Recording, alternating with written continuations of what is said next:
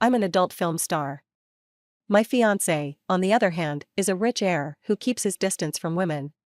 No matter how many times I try to seduce him, he remains unmoved. That is, until the night he made an exception for his secretary. I took off the ring and calmly said, "Call off the engagement, Alger."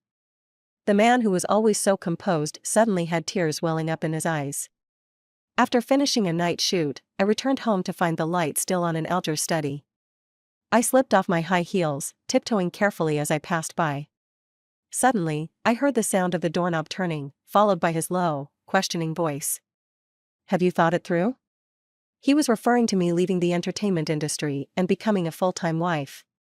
I froze in my tracks and turned to look at him. Alger is famous in this city for being a cold, indifferent heir. His eyes always carry an icy, emotionless gaze. Even towards me, his fiancée, he showed no exception. I felt a sharp sting in my chest, took a deep breath, and hesitated for a long time before speaking. "I don't want to give up the career I've fought for over the years." Before I could finish, I was interrupted by his mocking laughter. "Being an adult film star is your career?" Alger's eyes scanned my chest and thighs, with a hint of derision in his gaze. I fell silent. After a long pause, he spat out his final words, slammed the door, and stormed into the guest room. "Either you quit, or we break up. Your choice." This was the 10th argument since we got engaged. Like the previous 9, he demanded that I leave the industry, but I refused. We grew up together as childhood sweethearts, living in the same neighborhood. Alger was always exceptionally kind to me. The clean-cut boy in a white shirt would hold me up when I stumbled. "Maxine, be careful." He would step in whenever I was bullied. Even when he was beaten bloody, he would comfort me. "It doesn't hurt. It just looks bad." I can't remember exactly when I started liking him. All I remember is that summer when I was 17. He slipped a ruby ring onto my ring finger, his smile pure and bright. "Never take it off, Maxine." That ring had belonged to Alger's mother, and it was the most precious thing to him. But fate was cruel. Soon after, my family went bankrupt and fell deep into debt. My parents jumped off a building, leaving only my sickly grandmother and me. I needed money. A lot of money. I turned to Alger for help, but he was too caught up in the family's power struggles to care about me. With nowhere else to turn, a scout handed me a business card. "With a body like yours, you could make quick money in the film industry." I signed the contract without thinking. Only later did I realize that nearly half of the roles involved wearing bikinis. When I changed into the costume, I hesitated and covered my chest. The director saw this and angrily yelled at me. "It's just a little sexiness, what's the big deal? You're not doing anything else. Put away that ridiculous pride. You still want to make money? Either act, or get out." Thinking of my grandmother's expensive surgery, I gritted my teeth and let go of my hands. That movie made me famous overnight, and endorsements came pouring in. But with success came a heavy price. I was labeled as an adult film star. No matter how many serious roles I took on afterward, or how many different characters I portrayed, whenever people mentioned me, they would laugh and tease. "Maxine? Yeah, she's got a hot body." Alger seemed to mind that a lot. After defeating his half-brother and securing his position, he came back to find me. One day, I was leaving a commercial gig when a wealthy, middle-aged man stopped me. "Miss Maxine, how much for a night?" I trembled with anger. But he thought I was pretending to be clueless. "What, you started as an adult film star, and now you're pretending to be pure? Look at that." Even though I worked for 7 years, even though I had reached the top, some still thought I climbed the ladder with my body. Before I could explode, the man was suddenly kicked to the ground. A pair of leather shoes stomped hard on his fingers. "Sorry, I didn't catch that. Who do you want to be with?" When he saw Alger's face, the man quickly started smiling, even kneeling on the ground to apologize. After the commotion ended, Alger, with a cold face, yanked me into his arms. His hot breath brushed against my ear. "After all these years, is this how you've been ruining yourself?" I lowered my gaze, running my fingers over the ruby ring on my finger, and suddenly laughed out loud. Yes. No one helped me, so I had to rely on myself. Alger stared at me for a long time, his expression softening, and then he hugged me tighter, almost crushing me into his chest. It's my fault for coming too late. The rest of the night flowed naturally. But for some reason, just as we were about to take the final step, Alger pushed me away. His eyes were unreadable. Have you been sullied? In that instant, I froze. A wave of bitterness and disbelief overwhelmed me, and tears fell without warning. When he saw me crying, Alger panicked. He kept apologizing to me. Maxine, I'm sorry. I spoke without thinking. Don't cry. It hurts me to see you like this. Let's get engaged again, okay? You won't have to work so hard anymore. I choked on my words, unable to speak. But what Alger didn't know was that without that role, without those film contracts, my beloved grandmother would never have made it this far, and I could never have paid off the debts by myself.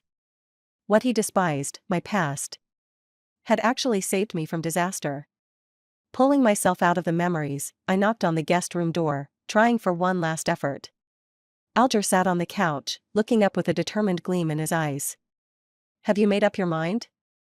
I sat down across from him, ready to speak candidly, but my phone rang, cutting me off. Alger glanced at the caller ID, then turned his phone face down. The entire process took less than 3 seconds, but I still managed to catch the name in the contact. Nina. Alger's secretary. In my first year in the entertainment industry, he met Nina, a graduate from a prestigious school. She helped him seize power and rise to the top. The two of them had been through a lot together, and their relationship was close. Aren't you going to answer? It might be urgent.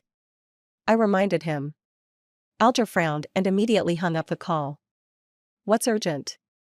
Go on, continue. I took a moment to gather myself, then told him everything that happened during the past 7 years, how I went from an unknown actress to a top star. At first, Alger listened intently, very seriously. But gradually, he began glancing at his phone. Finally, when the phone rang again, he stood up and interrupted me. I've got something to do. You go ahead and sleep, don't wait for me. The door slammed behind him, and that's when I realized how urgent his departure had been. So I didn't hesitate. I immediately got in the car and followed him. When I saw Nina wearing a bikini, hooking Alger's tie, all the blood in my body froze. She mimicked the expression I had in that movie, smiling seductively.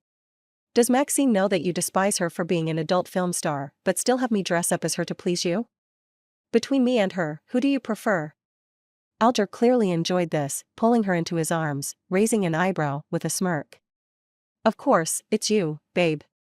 Then why didn't you answer my call? Were you with her? Stop overthinking. Touch her? I think she's dirty. Satisfied with his answer, Nina smiled and kissed him on the lips. The two of them embraced and walked into the villa. I stood there for 2 hours. The cold began to seep through my limbs, slowly creeping into my heart. In the 6 months since we got engaged, Alger had never touched me. Every time things got heated, he would stop, gently kiss my forehead, and go to the bathroom to shower. I tried everything to seduce him, but he remained unmoved. Let's leave this for our wedding night, okay? At that moment, I truly believed him. But just now, he was with Nina. I stumbled back home and sat in the living room all night. When dawn broke, the door at the entrance opened. Alger probably didn't expect me to be waiting for him. When his gaze met mine, he froze for a few seconds before snapping out of it. He furrowed his brow in concern, picked me up in his arms, and carried me to the bedroom. Why aren't you sleeping? I told you, you don't have to wait for me. I smelled a strange sweet fragrance on him and slowly pushed his hands away. I'm not leaving the industry, Alger. The moment the words left my mouth, he seemed to find it absurd. Pick one. If you won't leave the industry, then you'll have to. Leave the industry, or leave the engagement. Alger was sure I loved him too much to walk away. Are you joking, Maxine? I met his disbelieving eyes, my voice quiet but firm. You asked me to choose, and I choose my career. My family went bankrupt, I hit rock bottom, and Alger wasn't by my side. I didn't blame him. I understood that his situation at that time was difficult too. But last night, when he said, touch her, and I'll think she's filthy, it felt like a sharp knife stabbed deep into my heart. It hurt so much, like my insides were being torn apart. The man I had loved for 7 years suddenly seemed like he didn't love me anymore. I closed my eyes wearily, forcing back the tremor in my voice. It's over, Alger. When I finished speaking, I saw the always composed son of the Shin family suddenly tear up. His neck muscles tensed as his breathing quickened. He grabbed my wrist roughly, his voice tight. Do you really like being an escort so much? So much that you'd give up being the wife of a wealthy family? Or is it because I forced you to choose, and that upset you? Before I could answer, he forcibly slid the ruby ring back onto my finger. Stop saying hurtful things. Go get some rest. When you wake up, we'll talk. The door gently closed behind him. I curled my fingers, my gaze fixed on the clear, sparkling ruby. 7 years had passed, and it still gleamed brightly. But the young man who gave me the ring seemed to have died back in the summer of his 17th year. The phone on the table vibrated twice. I answered it, and Susan, my agent, let out a distressed wail. Our endorsement deal just got cancelled, and the show you're filming? The production team suddenly replaced you. The penalty fees already been transferred to my account. That was supposed to be your biggest job this year. Who's behind all this? I quietly listened, then hummed in response. Susan, who had been with me since my debut, knew my temperament well and immediately sensed something was off. She paused, then hesitated before asking. Did you have a fight with Mr. Alger? Did he orchestrate this? I gave a bitter smile. Who else could intercept all my resources in just 10 minutes, if not Alger, who held shares in multiple entertainment companies? Susan. I exhaled deeply, trying to sound as relaxed as possible. We didn't fight. It was a breakup. It was an engagement annulment. But clearly, Alger wasn't accepting it. After hanging up, the room fell silent again. From the kitchen just a wall away, there was a faint sound. I opened the bedroom door and stepped into the living room, where I saw a familiar figure standing by the counter. Alger had changed into casual home clothes, tied an apron around his waist, and was patiently simmering fish soup. His sleeves were rolled halfway up, and his bangs hung down, softening his features. You're awake? He noticed me watching him from the corner of his eye, then looked up, a small smile tugging at the corner of his lips. Perfect timing, I made fish soup. Try it, I remember you used to love it. He ladled a bowl of creamy white soup and handed it to me. I didn't take it, letting his fingers, which never touched anything messy, turn bright red from the heat of the porcelain bowl. You stopped my endorsement contract. I asked him directly. Not in a questioning tone, but as a statement. Alger avoided the question, placing the bowl down and waving his right hand in front of me. I burned myself, Maxine. Aren't you going to show some concern? His voice held a trace of a complaint. For the first time, he, the high and mighty figure, cooked, and a few drops of hot oil splashed on his hand, turning it bright red in an instant. He sighed quietly, almost like a dog trying to apologize after upsetting its owner. Seeing as I'm injured, please don't be angry with me, okay? When I stayed silent, he seemed to think I had calmed down and moved in to hug me. I took a step back, meeting his surprised gaze with a steady look. At 26, Alger certainly seemed to love me. His bank account had no spending limits, I could buy a private jet, and he wouldn't bat an eye. Some people advised him not to spoil me too much, and he just smiled and replied. I earn money, so my wife can spend it. Recently, on my grandmother's 80th birthday, he turned down all his social engagements to celebrate with me. My grandmother took my hand and quietly asked how we got together. He was peeling an apple and answered for me.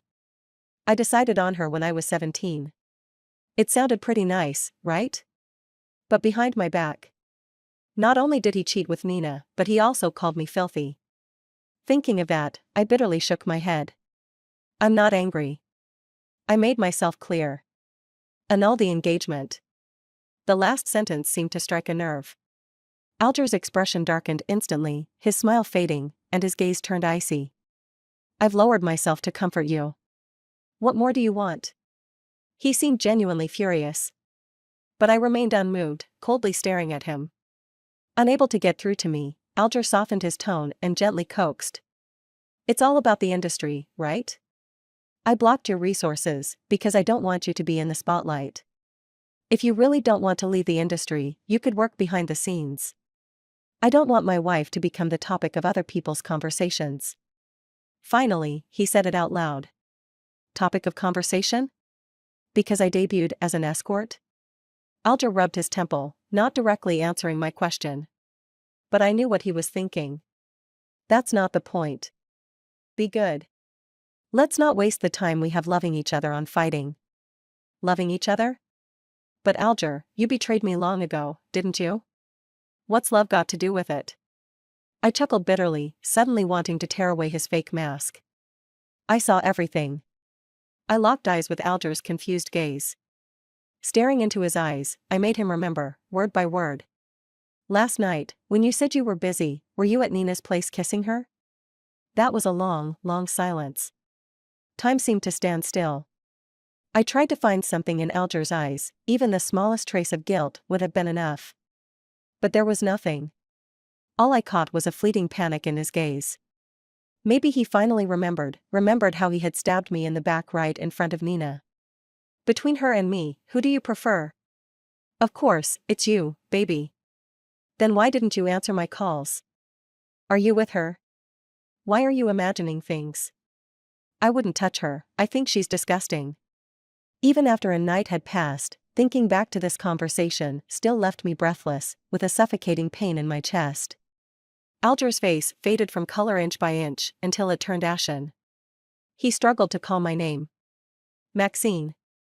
Negative emotions came rushing toward me like a tidal wave. My eyes burned, and I fought back tears, refusing to let them fall. I hadn't done anything wrong.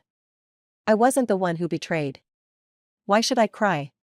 But the tears came anyway, like pearls falling from a broken string, unstoppable.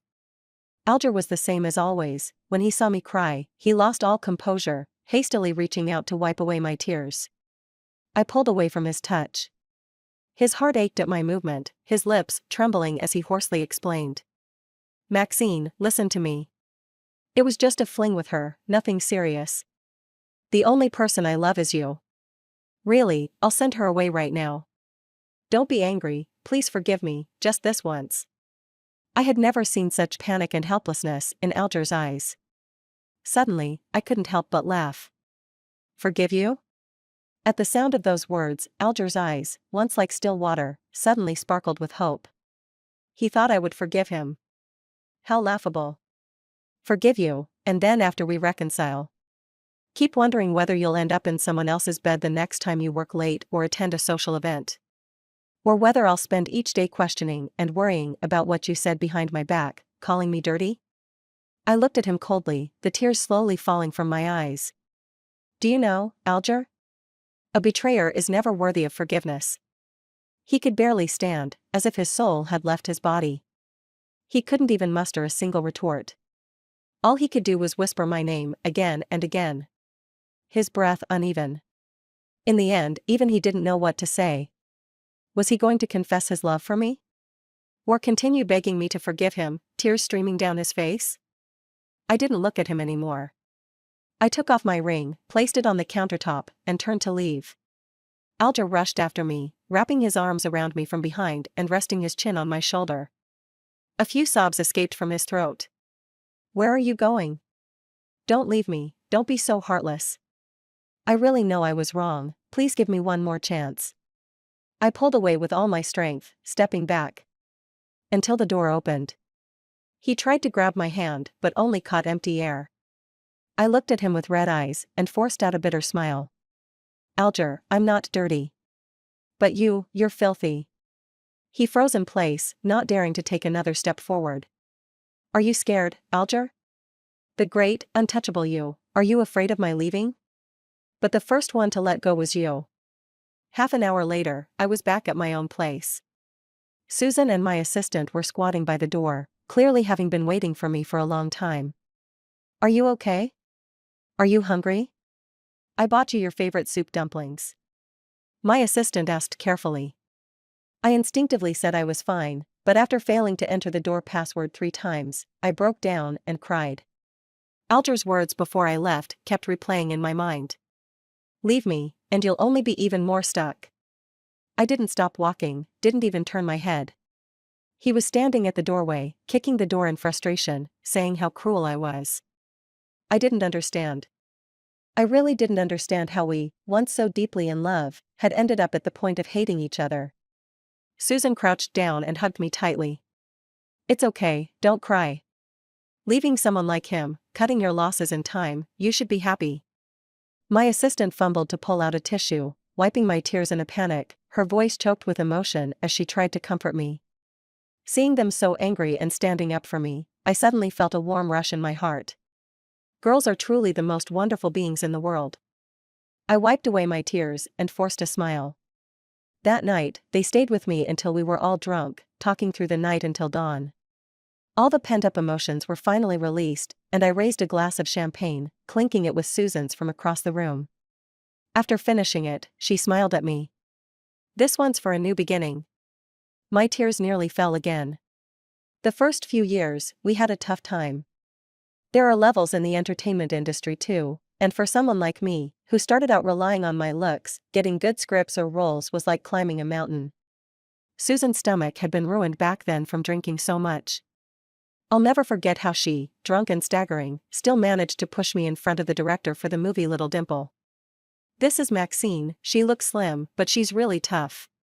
She soaked in cold water all winter without complaining, and never cried out in pain when she fell off the wires. Please give her a chance, she works so hard. She blocked the director's path, going on and on about how great I was. The director, half amused, finally gave me a chance to audition. That role ended up being mine. The day the movie broke 100 million at the box office, Susan smiled and raised a glass with me, just like today. May you always walk the flower path, Maxine. But now, because of Alger, it felt like my flower path was coming to an end. So, what's your plan next? Susan asked as she stood by the window, slinging her arm over my shoulder. Are you going to keep working, or take a break? I blinked and shifted my gaze to the window. The night was cool and still, the once bustling city now blanketed in silence. Only a few scattered lights remained, shining on the late-night wanderers, silently guiding them home. After a moment of hesitation, I softly said, Susan, I think I want to go back home and visit Grandma. In March, at my hometown, a spring rain had just fallen. I held an umbrella as I walked toward Grandma's house, when a few snippets of conversation floated into my ears. Did you hear? Brian is coming here tomorrow to shoot a film. Huh? Really? This place is so remote. Yes, really. He even suggested it to the director. I paused for a moment. Then, I continued walking, as if nothing had happened. Grandma didn't know I was coming home. She was napping in her rocking chair, but the moment I stepped into the yard, she seemed to sense it and opened her eyes. She froze for a second, then broke into a childlike grin, stumbling out to greet me. My little treasure, what brings you home so suddenly? 7 years ago, Grandma had heart surgery, and the doctors told her to avoid anger and heavy physical activity. I rushed to her, smiling as I linked my arm with hers. I missed your cooking, Grandma. She playfully pinched my nose and teased me for being a little glutton, then looked behind me several times. Where's Alger? Didn't he come with you this time? Hearing his name, my throat tightened, and tears welled up in my eyes. I hadn't intended to tell Grandma, but since Mom and Dad passed away, she was my only remaining family. How could I hide this from her? So, I threw myself into her arms, letting the tears fall freely. We've separated. I originally thought she would ask me what happened, or maybe subtly ask for the reason. But she didn't. She just looked at me gently and tucked the stray hair behind my ear. You can make any decision, and I will support you unconditionally. In that moment, what was I thinking? I was thinking, how could I have such a wonderful grandmother? I really, really love her. That night, I lay beside her like I did when I was little, and she gently patted my back, soothing me to sleep. The next morning, the spring rain had just stopped. I opened the door and suddenly saw a familiar figure. The man stood tall under the white pear tree not far away, his face obscured by the mist, making it hard to read his expression. The wind carried the sweet fragrance of the pear blossoms, drifting softly around the tree. As I approached, he raised his eyebrows at me. I froze for a moment, then took the initiative to greet him. Long time no see. Brian. He didn't say anything, just silently looked at me. It was just like 5 years ago. After finishing the film we worked on together, Brian had confessed to me under the pear tree, only to be rejected, and he remained silent then, too. It wasn't a pleasant situation. Since then, every time Brian and I met at an event, he would always look away first. Thinking of this, I lowered my eyes, feeling a little regretful for greeting him. Seconds passed by. I awkwardly smiled and was about to turn away. Then the sudden sound of my phone vibrating broke the silence between us. Brian. You said you were going out to meet someone. It's been almost 2 hours, why aren't you back? The shoot's about to start. I stopped in my tracks, just about to walk away. Meet someone? Was Brian going to meet me? I was lost in thought when I heard his assistant's murmurs from the phone. But Brian himself didn't seem in a rush at all. Even though he was a head taller than me, he could have easily looked down at me from above. Instead, he slightly bent forward, bringing his gaze level with mine. He spoke slowly, his voice as pleasant as I remembered. It was both captivating and laced with a faint smile. Long time no see, Maxine. Long time no see, but how long exactly? I first met Brian at the audition for Little Pear Dimple. At that time, he had already become a top-tier actor due to a few popular dramas, and was the director's choice for the male lead. As for me, I was an ex-adult film star with a poor reputation, and I wasn't even considered for the role of the female lead. They just asked me to come in for the audition as a formality. As soon as I stood there and hadn't even spoken my first line, the assistant director called out to stop. Miss Maxine, we're looking for a pure, innocent type for the female lead. You are a bit too well endowed in some areas. Not quite suitable, understand? He cleared his throat, obviously with ill intentions. People around me snickered. I stood frozen, clutching the edges of my dress, my face flushed. Actually, I had been through similar situations before, but I couldn't afford to get upset. Otherwise, it would only make it harder for Susan to fight for resources for me in the future. The mocking laughter still echoed in my ears. Then, suddenly, a clear male voice cut in. Is this funny? Brian stood at the door, a cigarette between his fingers, coldly scanning the room. His gaze eventually landed on the assistant director. You're fired. The assistant director clearly wasn't pleased and raised his voice to question. The director hasn't said anything yet, who do you think you are to fire me? The room fell into a deathly silence. The director's face turned pale. Brian flicked the cigarette away, lazily raising his eyes to squint at him. Sorry, but this is actually my decision. After all, Charlie is my father. I remember Charlie was the biggest investor in this film. For him, rearranging the crew was just a matter of making a call. The assistant director was immediately stunned and, as he was forced out, kept apologizing to me, hoping I would intercede for him. But I didn't. I wasn't a saint. After this little incident, Brian and the director sat at the front, intently watching my performance. The female lead of Little Pear Dimple was a pure college girl who was kidnapped and forced into the world of prostitution, but then met the man who would rescue her.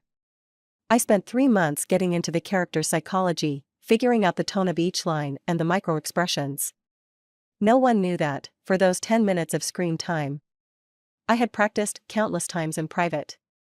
So, when the director shouted cut, I was still immersed in the role, a tear hanging from the corner of my eye. Brian, ever the gentleman, handed me a tissue and complimented me seriously. Good performance. I'm not sure if it was just my imagination, but I thought I saw appreciation in his eyes. The contract was signed on the spot, and I was so excited that I rushed to the stairwell to call Susan and share the good news. When I came out, I found someone standing outside. Brian had his hands in his pockets, leaning against the wall, with a cigarette between his lips. He must have wanted to find a quiet place to smoke, but had stopped when he heard someone inside.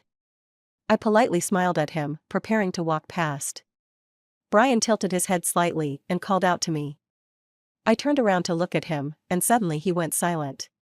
Those dark eyes of his were like the full moon after the fog had lifted from the sea, bright, yet distant. After a long while, I finally heard his soft voice. Congratulations. My leading lady. I remember Brian wasn't the type to get involved in other people's business, but that time, he unexpectedly stood up for me. After joining the crew, I asked him why. The afternoon sunlight poured into the lounge. Brian stood by the window, reading the script, not even lifting his eyelids, before casually answering my question. It's just wearing a swimsuit. Why should that be something to be stigmatized? I didn't expect him to be so straightforward. I froze for a moment. Brian didn't wait for my response, lightly closed the script, and walked toward me. We locked eyes for a second or two, and he gave me a small smile. What women wear in front of the camera is their own choice. And this industry is filthy, there are so many men having one-night stands and cheating. Why isn't anyone criticizing them, but they're so harsh on the women who have made a film? Brian looked at me earnestly and reached out, gently ruffling my hair. If you ever hear those rumors again, stand up for yourself. Don't be afraid, I've got your back. I could hear his voice in the rhythm of my heartbeat, as clear and pure as the shimmering surface of a lake in sunlight. That afternoon, the weather was beautiful. But in front of me, everything seemed clouded. It wasn't until Brian left, and the tears started falling on the script, that I realized. Those few words from him were, for me, a form of salvation. As we neared the end of filming, the media came in for interviews, and the crew arranged for the lead actors to exchange farewell gifts. I prepared a bottle of perfume, Bulgari green tea. It had a pear blossom note before the rainstorm, fresh and clean. Brian took it with a smile, his lips curving into a perfect arc. Thank you, I really like it. The host, trying to liven up the mood, joked. As long as it's from Flora, Eden, do you like it? Flora and Eden were the names of our characters.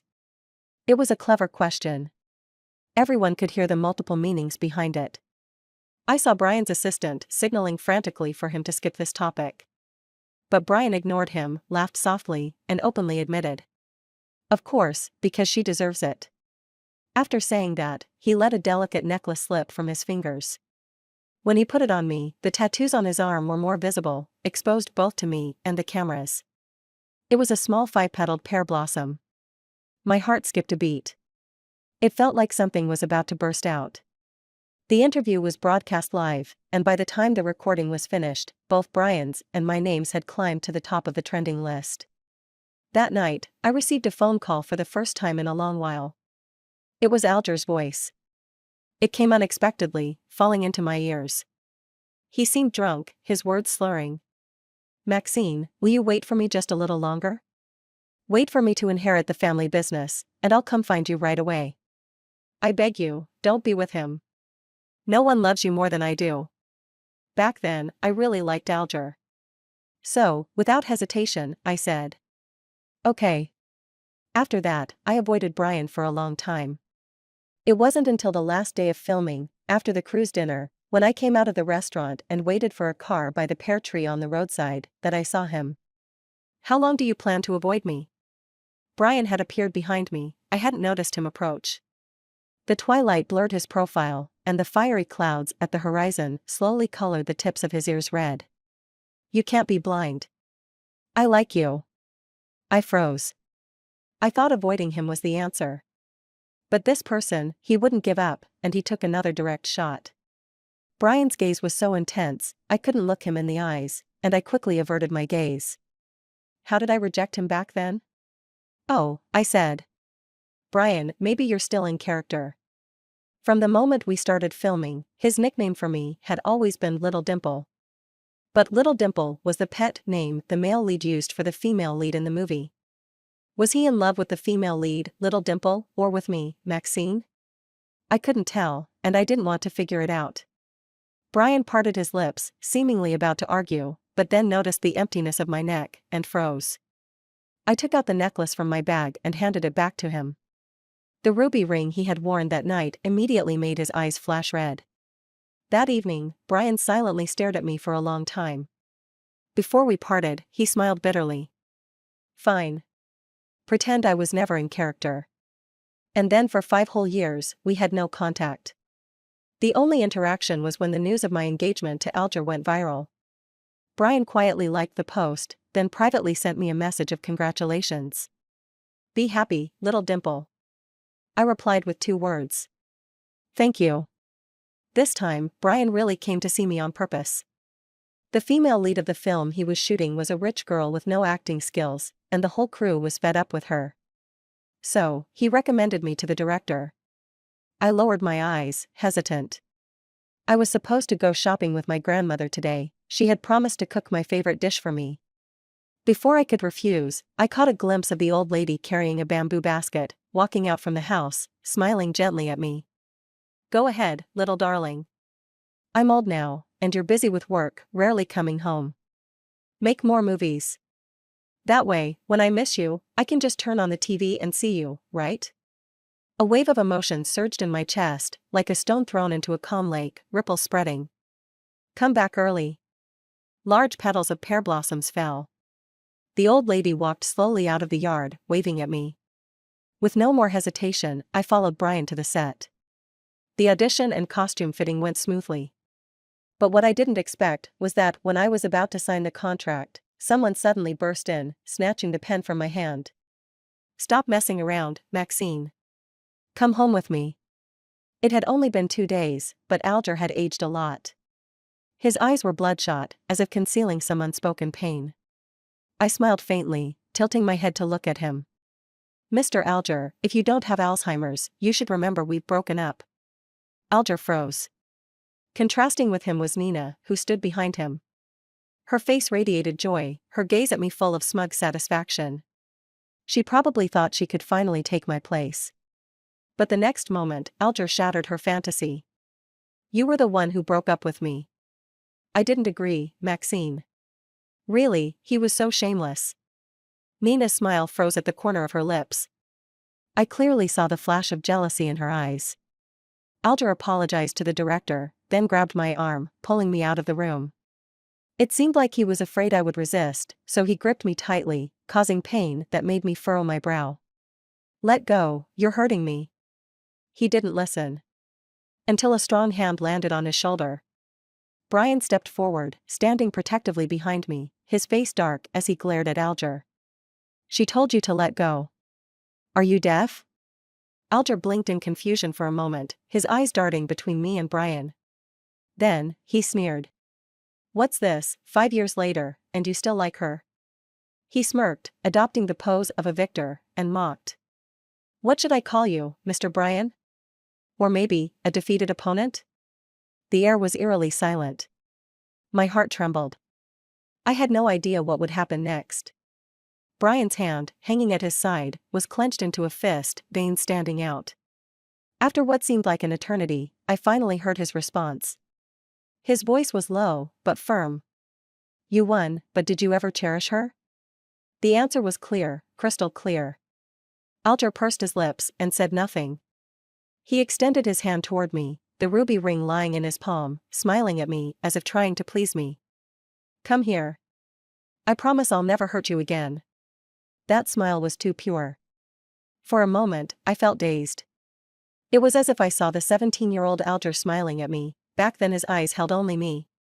But I knew very clearly, he had changed. He was no longer my Alger.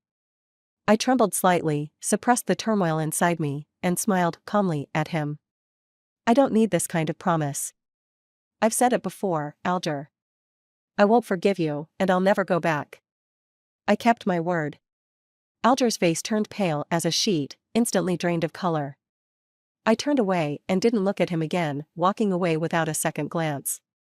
My wrist was grabbed tightly. I turned around. Alger's eyes were red, stubbornly staring at me, his lips curling into a mocking smile.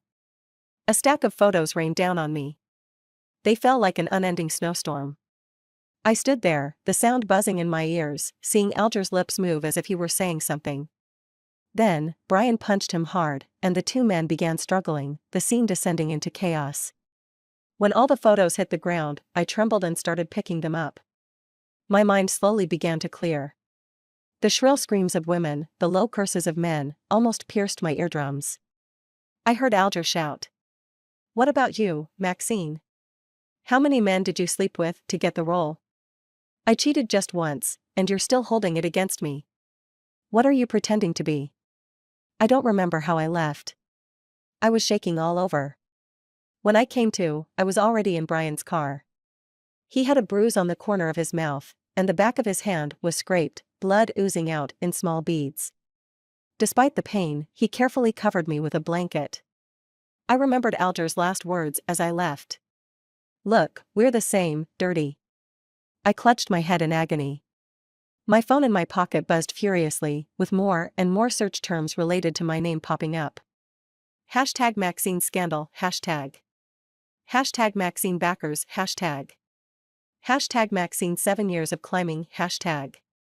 The pictures weren't blurred, all of them were taken when I was crouching on the ground, dazed, picking up those photos. Someone had taken the photos on purpose. Netizens zoomed in on the images, comparing them to stills from the movie I debuted in. In the end, they noticed the exact same red mole on my chest. And thus, the internet erupted into a frenzy. In just 10 minutes, the comment section was flooded with millions of distasteful words. They had never really thought about it, that red birthmark wasn't on some private part of my body. Anyone who's watched a movie would know that. But what do internet marketers care about the truth? They only care about the buzz. They only care about whether a top-tier actress can fall from her pedestal. I gave a bitter smile and curled up in the back seat, tears streaming down uncontrollably. A battered hand from the front seat passed me a tissue. I didn't take it. I grabbed his sleeve and, struggling to speak, parted my lips. "It's not me. The person in the photo isn't me." Brian didn't hesitate for a second. He reached over and held my hand tightly. "I know." The afternoon sunlight slanted across him, and the determination and sincerity in his eyes reminded me so much of 5 years ago. In the break room, Brian had told me word by word. Wearing a bikini wasn't something to be stigmatized. And now, as he gently wiped away my tears with his thumb, he softly comforted me. "I believe in you. Don't cry, okay? Stay strong. I'll go with you to the police." I had saved all the IDs of the people spreading rumors, as well as screenshots and recordings of video views, shares, and likes, and submitted them to the police. They said that after the case was filed, it would take time to investigate and gather evidence. After leaving the police station, I called Susan. She reassured me. "Don't be scared. The company has already blocked the photos and sent lawyers' letters to a few of those troublemaking accounts. For the next few days, I'll be online watching, reporting anyone who dares to spread this." Brian, showing great tact, stepped aside and leaned against the front of the car, quietly watching me. After a while, he seemed to think of something. He took out his phone from his pocket, furrowed his brow, and typed a few words. My phone buzzed. The screen lit up. Brian had shared the statement I posted on my social media 5 minutes ago. A person who never posts updates had made his first post about me. 6 words, brief and to the point. "Stop spreading rumors." He was the first person to speak up for me. Brian's fans, who adored him, were active in controlling the comments under my post, and the public sentiment seemed to be shifting in my favor. But soon, a flood of paid commenters started to invade. It felt as if an invisible hand was orchestrating them, determined to nail me to the pillory. Hashtag heir to the group, Alger, breaks off engagement with Maxine, hashtag. Hashtag Maxine, the discarded heiress, hashtag. These two trending topics suddenly emerged, pushing this absurd spectacle to a new height. I clicked on the latest interview video. Alger didn't appear, and Nina responded on his behalf. She smiled softly in front of the camera, but when she mentioned my name, her eyes were filled with venom. "Maxine? I don't know her. I vaguely heard that she's quite reckless in her personal life. Alger used to like her a lot, but who would have thought she would betray him?" She flicked her long hair behind her ear, revealing a ruby ring on her ring finger. It looked like a declaration of war, or perhaps a provocation. Suddenly, someone snatched my phone away. I looked up, and Brian's face, reflected in his eyes, was ashen. "Don't look anymore. I'll take you home. Your grandmother is waiting for you." Right, Grandma was waiting for me at home. After all this, it was already nightfall. She must have been anxiously waiting. I rushed to go home, but at the alleyway, I bumped into the neighbor's grandmother. She rushed towards me, and a terrible premonition suddenly rose in my chest. Your grandmother's heart condition flared up. I ran back home like a madwoman, finding Grandma lying stiffly on the floor. The neighbor said that while talking with her, Grandma had seen my news, gotten agitated, and called Alger. Something in the conversation triggered her condition. The ambulance arrived quickly, but the doctors' faces were grim, and I didn't dare ask any questions. I was afraid of hearing something bad. When we reached the hospital, my legs were so weak that I stumbled as I got out of the car, collapsing to my knees. I didn't catch up to Grandma, just watching as they wheeled her into the emergency room. Brian picked me up in his arms and gently set me down in the family waiting area. We had rushed out without wearing masks. People were coming and going, holding up their phones, taking pictures, and it wouldn't be long before it hit the trending charts. But I had no energy to care about them. Cold sweat soaked my back, and my mind was consumed by one thought. I just wanted Grandma to survive. As long as she was safe, I would trade anything. I buried my face in my arm, staying perfectly still in that position. Until someone sat beside me. When I looked up, I saw that the crowd of onlookers had been asked to leave. I hesitated and whispered, "Brian, I'm so scared." His warm, dry hand covered mine, but I could clearly feel him trembling too. His voice, lighter than air, responded, "I'm here. Don't be afraid." I lowered my head even further, muttering to myself, "It's all my fault. I should have gone back earlier. I should have realized Grandma would confront Alger. She loves me so much. Seeing that news, she must have been so angry. Wait, Alger. What exactly did he say to Grandma?" I fumbled to pull out my phone, but before I could dial, a hoarse male voice called from the end of the hallway. "Maxine." Seeing the culprit, I rushed over and slapped him hard across the face. Alger turned his head away from the blow, pressing his tongue against his cheek, but he didn't lose his temper. He lowered his gaze and, with eyes full of apology, apologized to me. The call. I didn't answer it. I was in a meeting at the time. Then who did? He didn't answer. I sneered and slapped him again. "Maxine, I really didn't know. When I saw the trending news about you at the hospital, I panicked. On my way here, I checked the call logs and found out that Grandma had called me. Don't worry. Grandma will be okay." He tried to hug me, but I pushed him away. I took a few steps back, leaning against the wall, and suddenly my phone vibrated wildly, several times in quick succession. I saw a flurry of white message bubbles from Nina.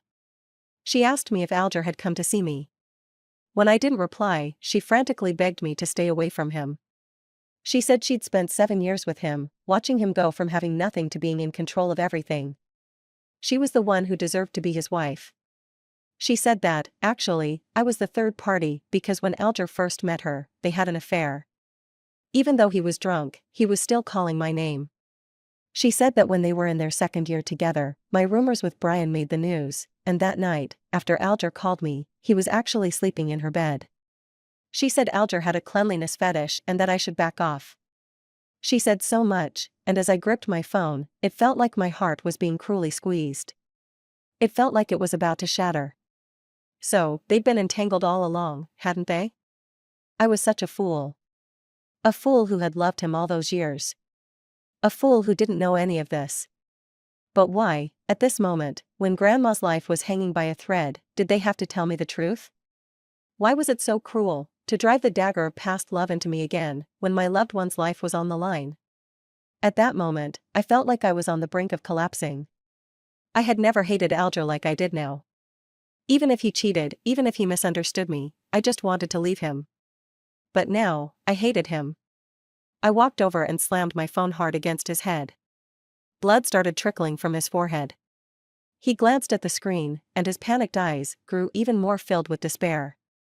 "Can you and your mistress just stay the hell away from me, Alger?" "Yes, I admit I was stupid. I'm easy to fool. Your I love you made me fall for you, willingly, for 7 years. But I don't love you anymore.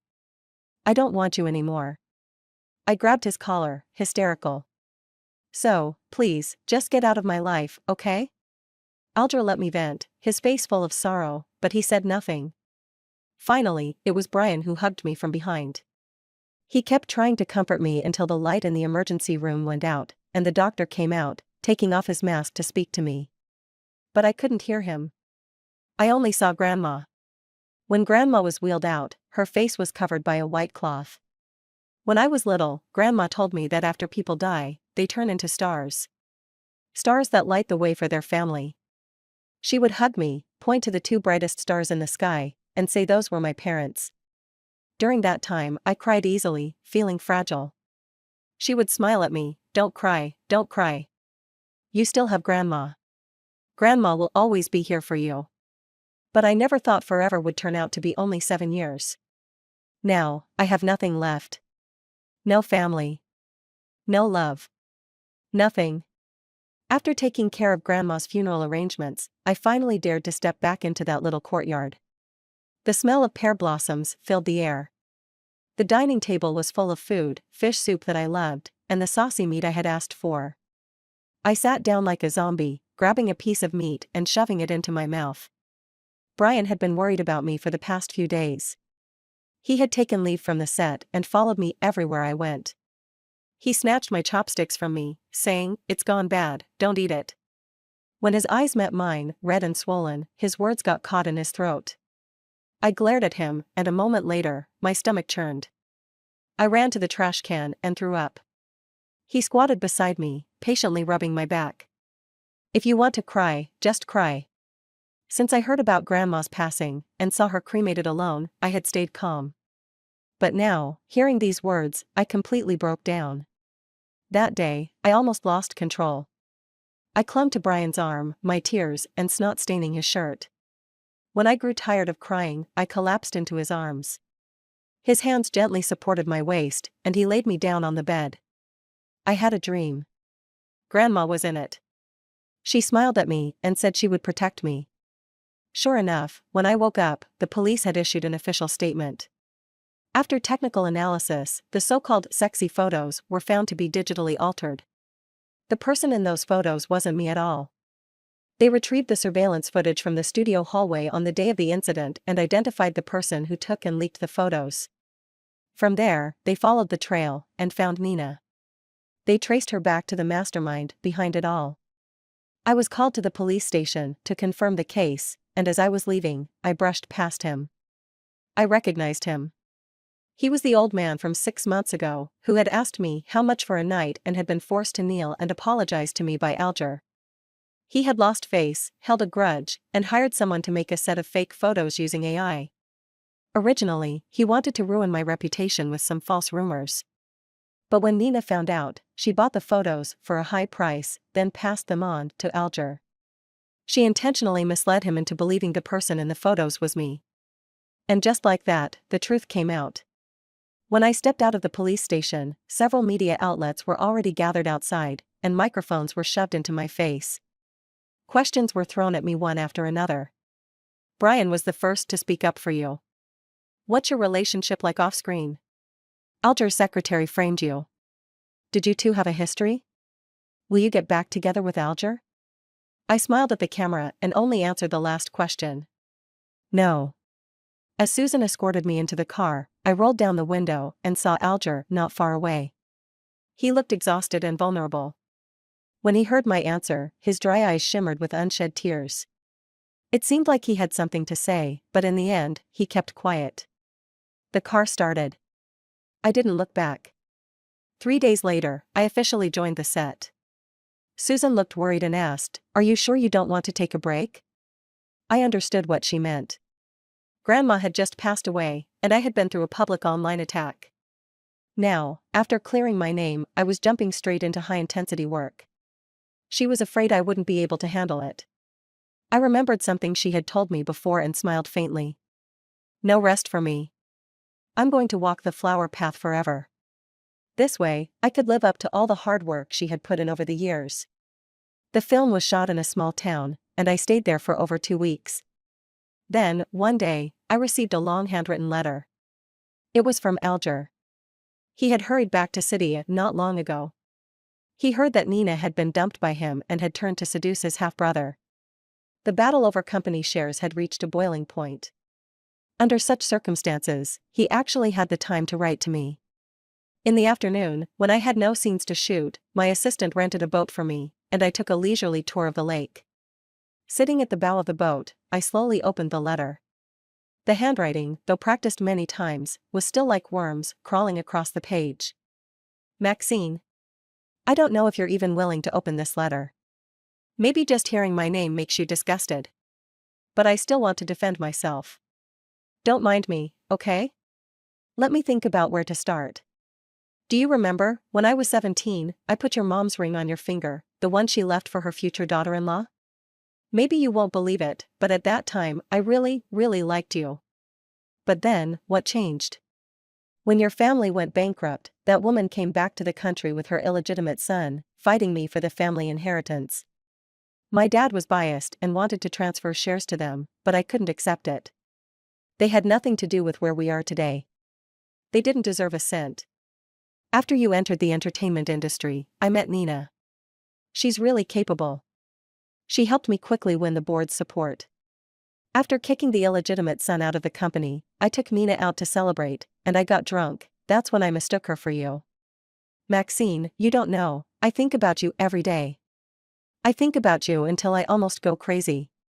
Especially when I saw you trending with rumors about other men, I drank myself into a stupor. I really wanted to take you back right away, but I couldn't. My shares were nothing compared to my father's. With a snap of his fingers, he could throw us out of City A.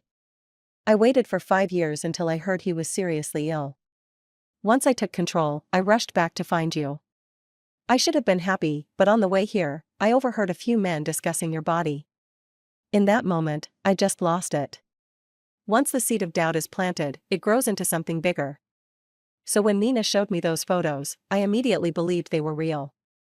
Forcing you out of the industry was just so I could keep you at home, to protect you. But fate always plays tricks. You found out about my betrayal. In those 2 days you were gone, I searched everywhere for you. I couldn't find you, and my heart shattered. I brought those photos to you because I wanted to talk to you properly. I thought, since I betrayed you, you must have betrayed me too. We could clear the air, forget it, and be together again. But it seems like you don't want me anymore. I didn't expect anyone to have secretly taken those photos, or to leak them.